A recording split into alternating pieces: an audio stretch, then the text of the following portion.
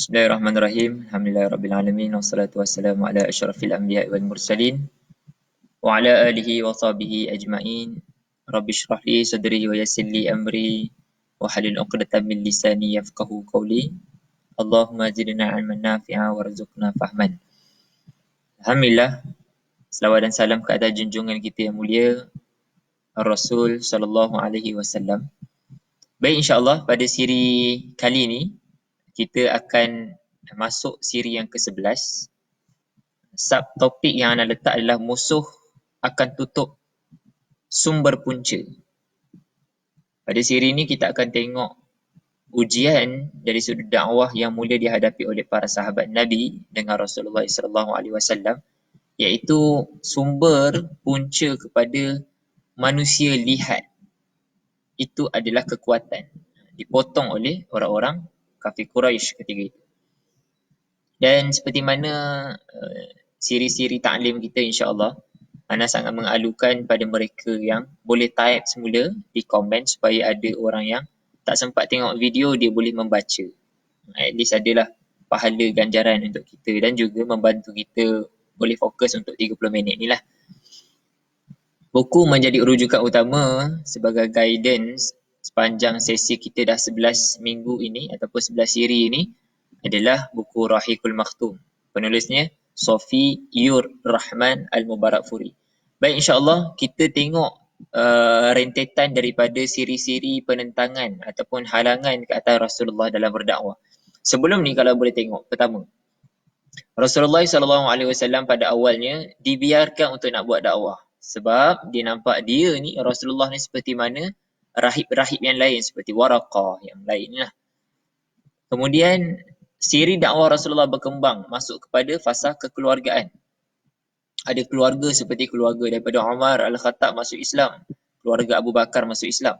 Jadi keluarga-keluarga ni dia mula berkembang, akhirnya memberikan kesan kepada ada orang rasa keluarga dia tergugat. Kemudian dikembangkan lagi dari faktor berlakunya keluarga-keluarga ni berkumpul jadi satu komuniti masyarakat kecil ketika itu. Dalam buku Rahiqul Makhtum disebut di awal-awal fasa sir dakwah Rasulullah SAW ada 40 orang. Nak ceritanya kesan 40 orang ni mula rasa gelisah oleh orang-orang kafir Quraisy ketika itu. Jadi ujian ketika itu adalah ujian penyiksaan terhadap individu seperti mana keluarga yang kena ke atas keluarga yang awal-awal penyiksaan seperti keluarga Sumayyah, keluarga Yasir. Itu ujian ke atas keluarga. Kemudian ujian ke atas keluarga-keluarga yang lain selepas tu kena seperti keluarga Fatimah ataupun adik Umar, kena sendiri dengan Umar. Kemudian siri-siri perentangan kekeluargaan ni kita boleh tengok akhirnya mereka ni terus dalam keadaan iman. Terbentuknya satu masyarakat. Bila ada masyarakat yang besar pula, orang kafir Quraisy dia cuba mengubah cara untuk nak diplomasi. Iaitu dia bertemu dengan Abu Talib. Abu Talib, tolonglah pujuk anak kamu ni. Anak buah kamu ni janganlah buat sekian. Akhirnya ujian-ujian terhadap Abu Talib pula. Abu Talib pun merayu kepada Rasulullah tapi tetap berjalannya. Sehinggalah mereka nampak kena buat satu cara seperti mana yang berlaku dekat Palestin hari ini. Iaitu senjata last yang dilihat oleh kafir Quraisy pada 3 tahun terakhir Rasulullah SAW di Mekah. Iaitu menutup sumber punca. Yang inilah yang orang-orang kafir tengok sumber rezeki pada mereka adalah bila kita tutup pekerjaan dia. Bila kita tutup dia punya tempat modal-modal dia berkumpul. Bila boleh tak nak bagi dia berurus niaga. Kahwin pun dah tak boleh. Dan akhirnya apa yang dia buat, dia tutup. Inilah istilah yang digunakan dalam sirah. Mereka lakukan boykot. Tahan supaya orang lain tak dapat. Ini adalah seburuk-buruk permusuhan ke atas semua manusia. Mana-mana manusia. Sekatan ekonomi. Matikan tanpa makanan. Dia nak buat macam tu lah. Seakan-akan sedemikian. Seperti mana kita boleh tengok di Palestin. Tapi lihatlah. Peristiwa boykot dari sudut ekonomi ni dia sebenarnya memberikan tekanan yang sebenarnya membina jiwa para orang mukmin. Lihat di Palestin. Bahkan lebih beriman lagi penduduknya hari ini setelah daripada tahun 1948. Mereka ditekan, dia blok sehingga tertutupnya tahun 1948 Ikhwanul Muslimin datang untuk nak membantu. Lahir kita tengok selepas tu tarbiyah Rabbaninya, lahirnya Hamas. Kemudian Berji Al-Qassam. Tengok Palestin makin kuat. Bahkan tiada orang-orang yang lembek dan lemah. Bila tekanan sebenarnya melahirkan orang tu makin hebat. Kalau kita tengok teori ni boleh diguna pakai. Seperti mana kita tengok Indonesia misalnya. Mereka hidup susah, negara berhutang, berbilion sangat. Tapi nak ceritanya ditekan penduduknya, rakyat ditekan, tapi akhirnya bila misalnya duduk di Malaysia nampak macam kuat, bertenaga, dia boleh buat semua benda. Sebab tu sebenarnya binaan ataupun diri kita makin kuat kita tekan, makin kuat kita tidak manjakan diri, kita akan lebih terbina kekuatan tu sebenarnya. Orang-orang yang manja ni adalah orang-orang yang tidak boleh diberi beban. Sebab tu dia makin jadi manja. Sebab tu dalam tarbiyah kita boleh tengok ibrah daripada peristiwa boykot ni sebenarnya sahabat Nabi makin kuat. Kita akan tengok beberapa peristiwa. Sebelum itu kita datangkanlah dua pandangan. Bilakah peristiwa pemulawan ini berlaku? Pertama, riwayat daripada Musa bin Uqbah. Riwayat yang pertama ni disebut ianya berlaku sebelum nak hijrah dan berlaku ketika perjalanan nak ke Habsyah. Maksudnya peristiwa proses ke Habsyah. Itu jalur yang pertama riwayat yang kata waktu pemulawan. Waktu yang kedua kalau kata riwayat Ibn Ishaq dalam kitabnya Sirah Nabawiyah, dia kata apa? Selepas Haji Umar Al-Khattab masuk Islam. Tak kisahlah dua ini pandangan, tetapi yang kita imani adalah memang ujian sunatullah bila buat dakwah lagi kuat, dua-dua ni sama je. Hijrah ke Habsyah maksudnya Islam mula berkembang, mula ditakuti oleh musuh. Umar Al-Khattab masuk Islam maksudnya Islam mula dilihat oleh orang-orang yang hebat pun masuk Islam ni.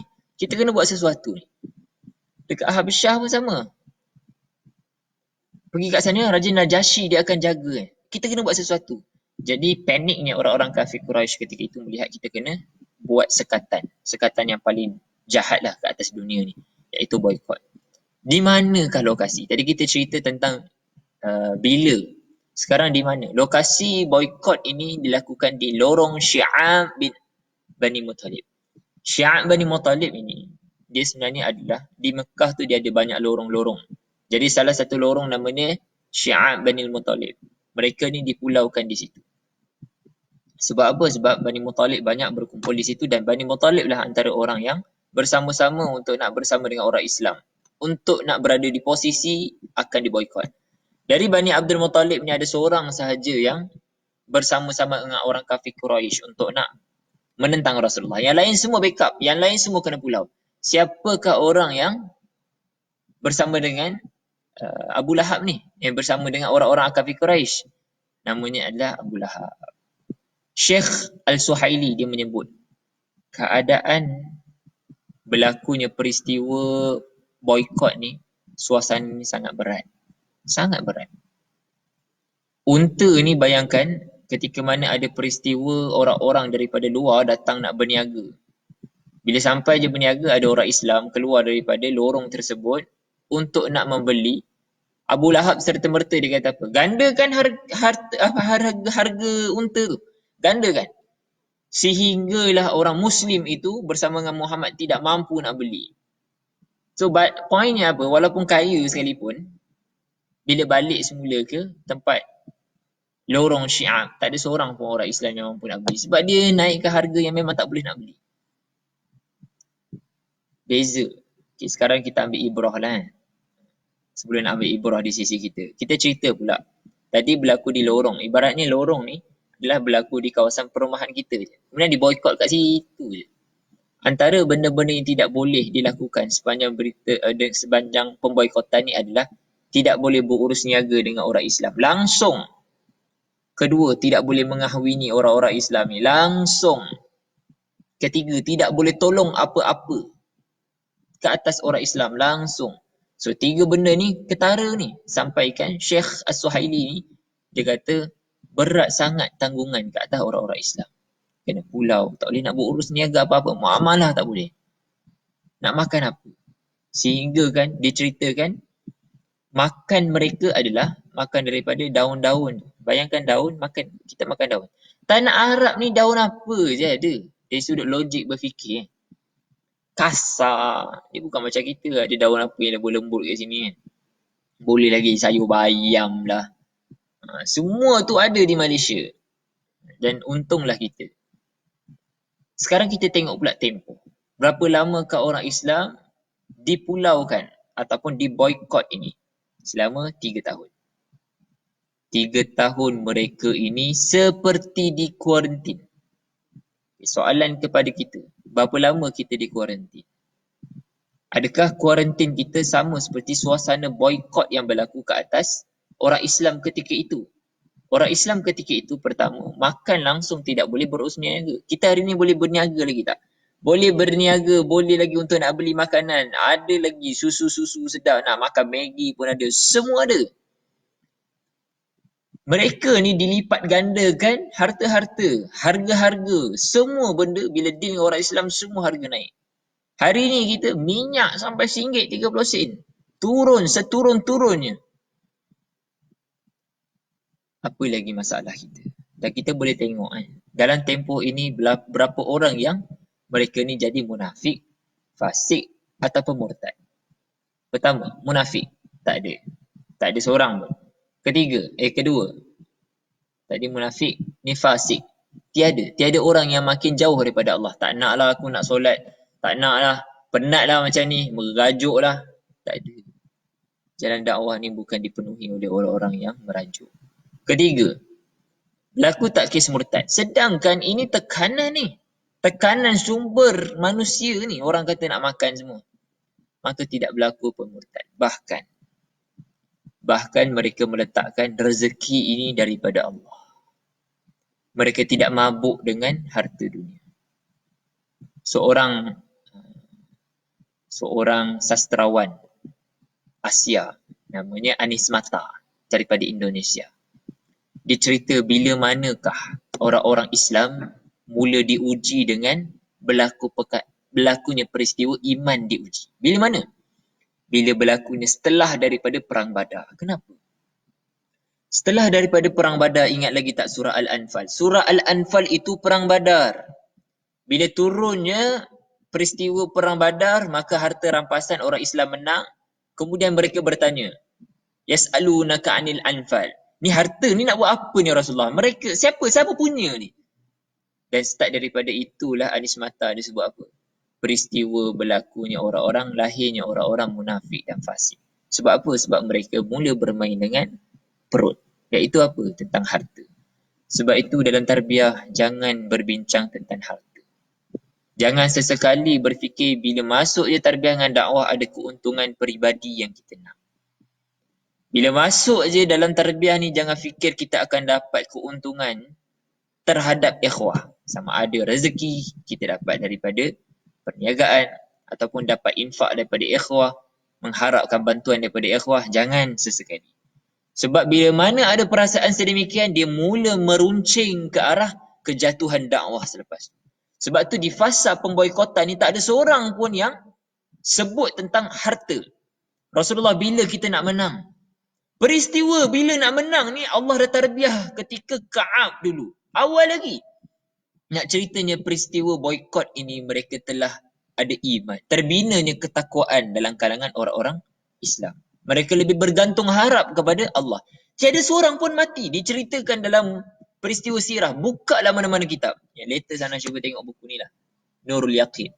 Kitab Nurul Yaqin ni, kisah sirah Rasulullah SAW, ditulis lebih awal daripada buku Rahikul Makhtum. Ditulis bersumberkan Al-Quran dengan hadis je. Ketiga, dia ambil kalau ada pun kisah-kisah sahabat, dia terpaksa ambil kalau perlukan penghuraian. Soalan ambil daripada sumber yang lebih sahih. Tapi nak ceritanya, tiada pun cerita tentang di peristiwa pemulauan ni, kuarantin ni, sahabat Nabi makin menurun iman. Murtad tak ada Yang give up tak ada. Menurun iman pun tak ada. Bilakah lemah-lemah iman ni?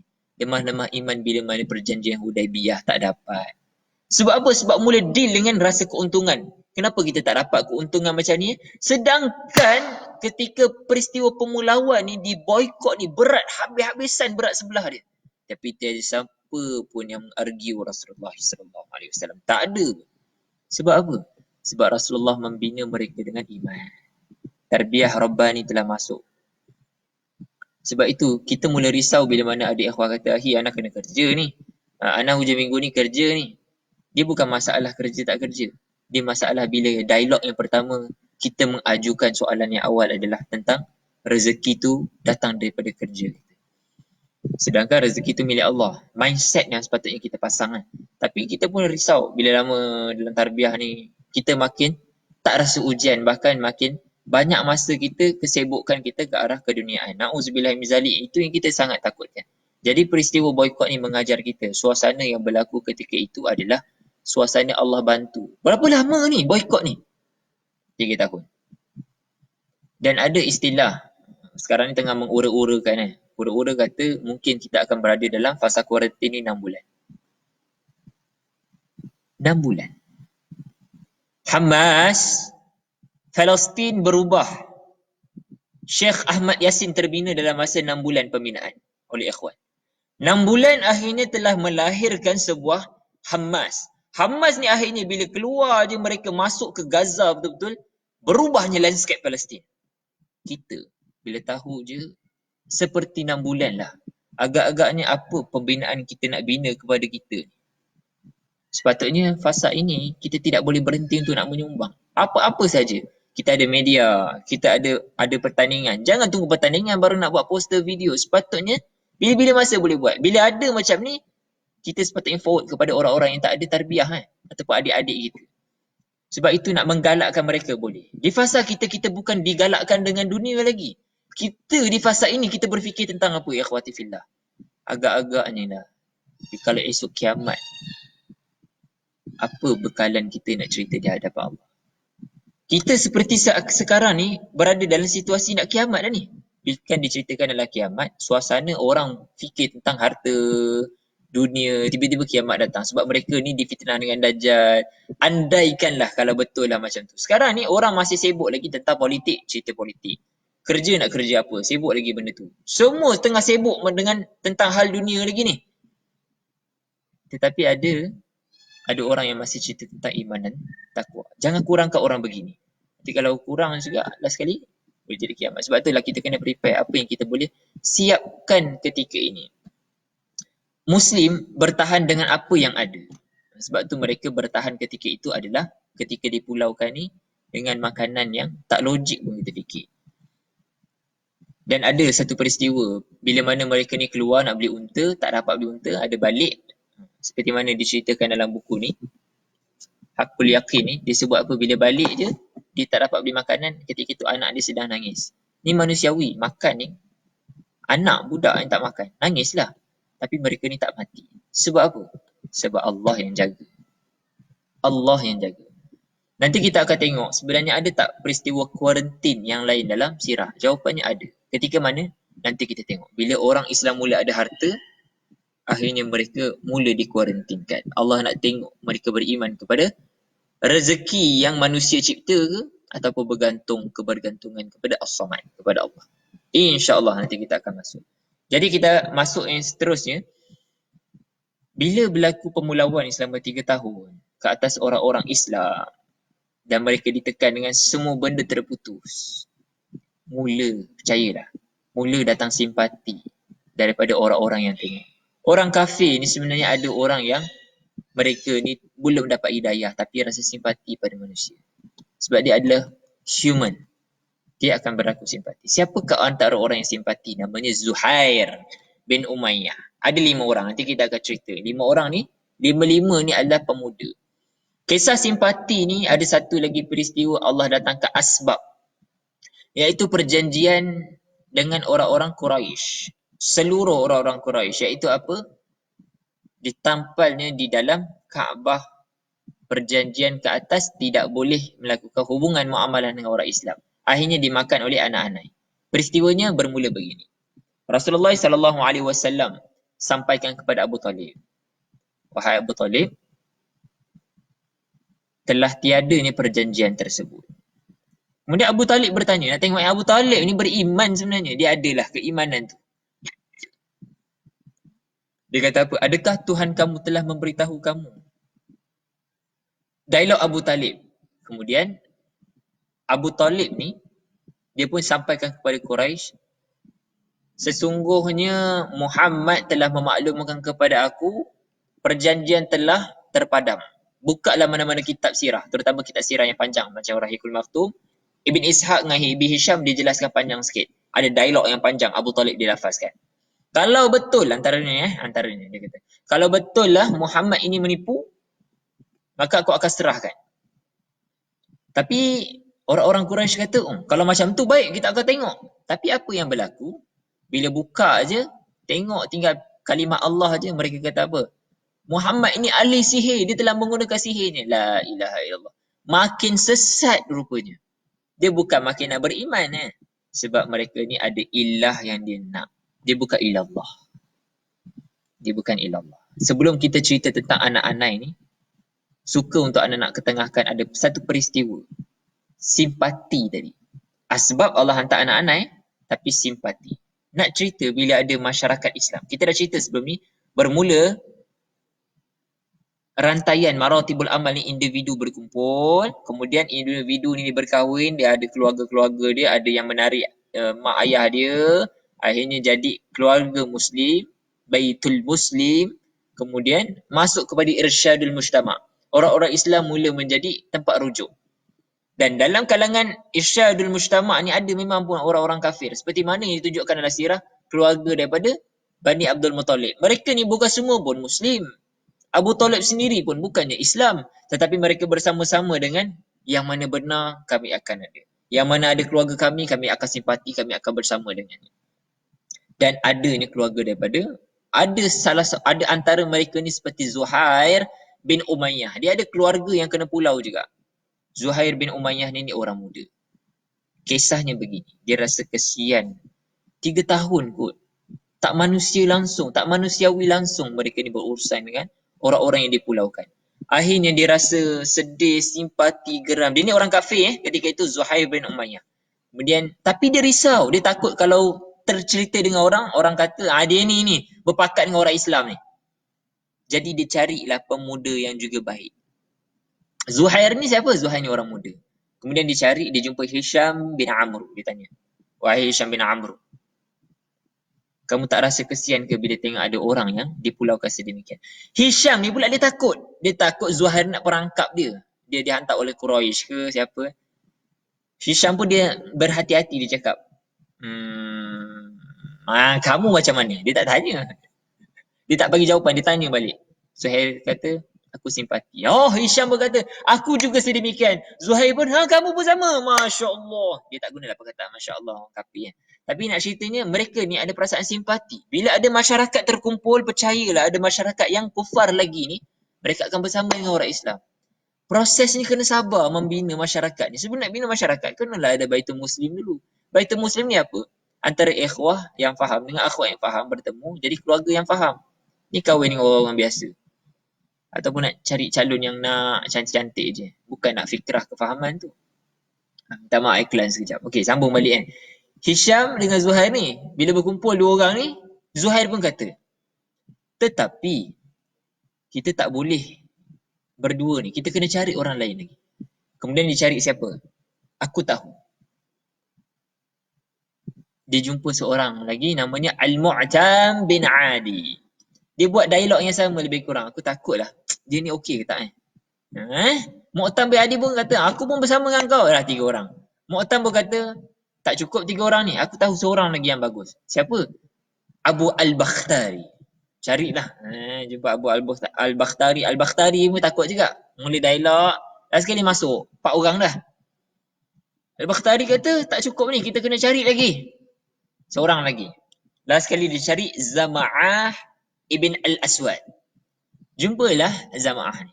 Zama'ah ni adalah orang pemuda juga. So 5 orang pemuda. Jadi dia nak buat macam mana? Dia buat begini. Satu masa ni Zuhair, dia pakat. Tengok strategi ni bukan sembrono.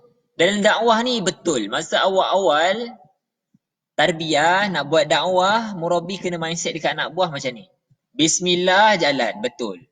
Maksudnya yang penting buat je dulu. Buat je dulu. Buat je. Tak jadi, tak jadi, tak jadi. Dah tahu tak jadi, kita perlu yang kedua ni apa? Bismillah, planning, jalan.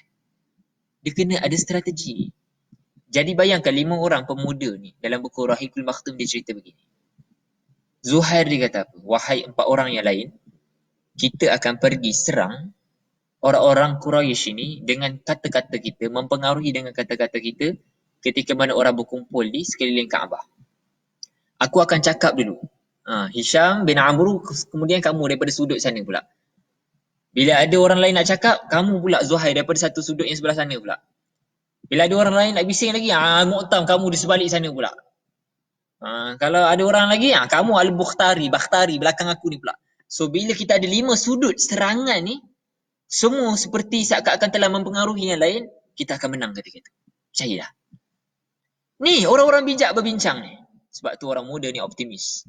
Come on ikhwah. Fasa quarantine ni macam-macam boleh buat. Siapa yang tak tahu nak buat apa ataupun buntu nak buat apa, boleh PM PM Murabi dulu. Kalau Murabi pun tak dapat nak bagi cadangan, boleh PM anak Banyak sangat projek ni. Okey, sambung balik tadi Kemudian Zuhair. Zuhair pun pergi depan Kaabah. Dia mulakan begini.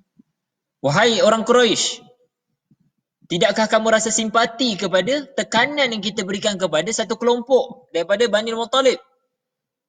Manusiawilah sikit. Tahu tak siapa ketika tu nak mencelah? Abu Lahab. Bila Abu Lahab nak cakap oi! Kemudian Hisham pun kata, ya, aku juga rasa benda yang sama dan aku simpati dengan mereka. Kita sedang menjalankan satu sekatan yang tidak manusiawi. Abu Lahab pun, oi, Zuhair pula kata, aku juga bersetuju. So bila akhirnya 5 sudut ni bersuara dah, orang Quraisy ni kat tengah-tengah dah mula macam betul juga dia kata Tapi Abu Lahab dia tidak semudah itu. Dia kata apa? Sesungguhnya kamu berlima ni telah bersepakat Nak ceritanya orang kafir ni bijak. Manusia ni semua bijak. Orang-orang yang belajar, yang tengah tengok live ni semua bijak. So semua ini nak ceritanya kita kena berfikir. Sebab orang kafir berfikir. Orang kafir hari ni berfikir macam mana dengan handphone nak merosakkan orang. Macam mana dengan kuarantin ni kita boleh rosakkan menggunakan media TV. Menggunakan Facebook. Menggunakan Instagram. Kita akan guna habis-habisan untuk nak merosakkan. Bila jadi macam ni, Abu Lahab dia kata, kamu ni dah sepakat. Barulah Abu Talib dia kata, aku nak beritahu ni. Dekat dalam Kaabah sekarang ni, perjanjian tersebut telah pun habis. Asbab nak ceritanya. Simpati manusia ni adalah logik manusiawi. Bila kita buat dakwah ni, percayalah ada orang yang simpati. Teruslah buat. Kemudian barulah anak-anak cerita, anak-anak dah makan semua, akhirnya dibebaskan. Peristiwa ni menyebabkan orang Islam pun keluar daripada peristiwa kuarantin pemboikotan. Jadi kita telah tengok pada siri ini pertama. Orang kafir Quraisy, ingat bila kita buat dakwah sampai satu masa, sumber seperti ingat tahu, orang kafir ni dia nampak rezeki ni datang daripada rezeki pekerjaan. Daripada sumber manusia. Islam bukan macam tu. Islam melihat kebergantungan kita makin kuat kepada Allah. Kena ingat macam tu. Kita janganlah rasa terpesong juga hati kita. Kita pun berfikir, aku kena ada pekerjaan yang stabil. Risaulah bila kita jauh daripada Allah. Pertama, bila buat dakwah sampai satu masa, musuh dia akan fikir nak sekat seperti mana yang berlaku di Palestin. Dan sebenarnya berlaku di Palestin telah berlaku pun di zaman Rasulullah SAW. Kedua, bila masyarakat Islam berkumpul dan terus sabar dengan ujian, terus menjaga akhlak, terus menjadi qudwah, akan lahirnya orang-orang yang simpati di sekeliling kita. Dan mereka ni simpati, akhirnya mereka akan buat sesuatu, percayalah. Sebab tu kerja kita di fasa kuarantin ni, kita tak tahu berapa lama. Apa yang dibuat oleh orang Islam ketika itu, mereka di kuarantin, di boykot 3 tahun. Mereka tak tahu berapa lama. Akhirnya Allah bantu. Dengan Islam boleh keluar daripada kuarantin dalam keadaan menang. Sebab tu di fasa kuarantin ni, buat sesuatu. Buatlah, sumbanglah kepada Islam. Jangan dekat dengan maksiat, dengan juga dosa. Tinggalkan jahiliah. Inilah fasanya. Allah akan bantu. Boleh jadi bila kita keluar, kita telah keluar daripada fasa kuarantin ni, dah tak ada dosa dah. Bila kita keluar, kita dah tak ketagih dah dengan maksiat dan jahiliah yang kita buat. Mudah-mudahan. Sebab kita telah berlaku dalam fasa kuarantin, kita menahan diri. Bila kita keluar, bila kita terus menyumbang, menulis ke apa, bila kita keluar kita lebih kuat untuk nak berdakwah. Wallahu a'lam bisawab. Itulah untuk siri ta'lim sirah yang ke-11 pada hari ini. InsyaAllah bolehlah terus komen untuk nak bagi feedback ataupun ibrah yang dapat daripada kuliah pada kali ini. InsyaAllah kita jumpa lagi 2 hari lagi insyaAllah. Kita tangguh dengan bacaan Alhamdulillahirabbil alamin. Assalamualaikum warahmatullahi wabarakatuh.